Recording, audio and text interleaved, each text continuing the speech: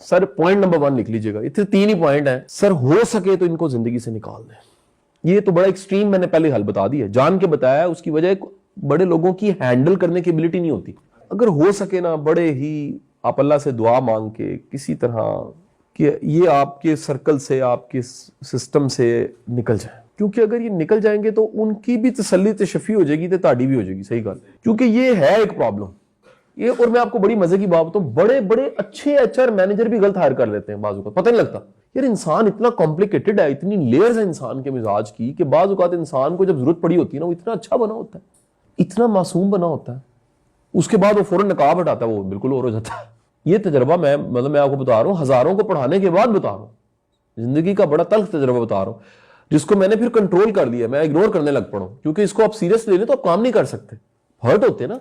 तो पहला काम तो ये है कि मेहरबानी फरमा के इनका एग्जिट प्लान करें, या आप एग्जिट हो जाए।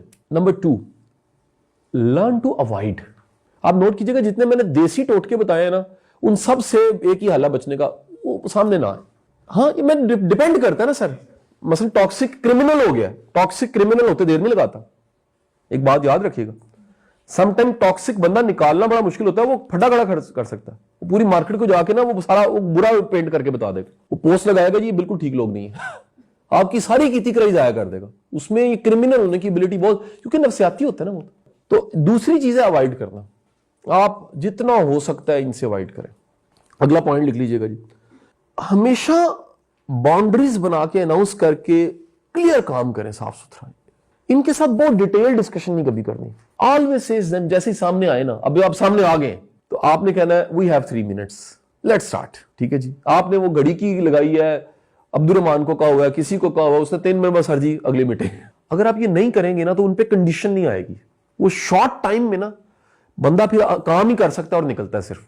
अच्छा, एजेंडा फुल मीटिंग किया करें इनके साथ, गोल ओरिएंटेड बातचीत किया करें, टारगेट्स पे बात करके, टारगेट्स की बात करके बाकी बात छोड़ दिया करें।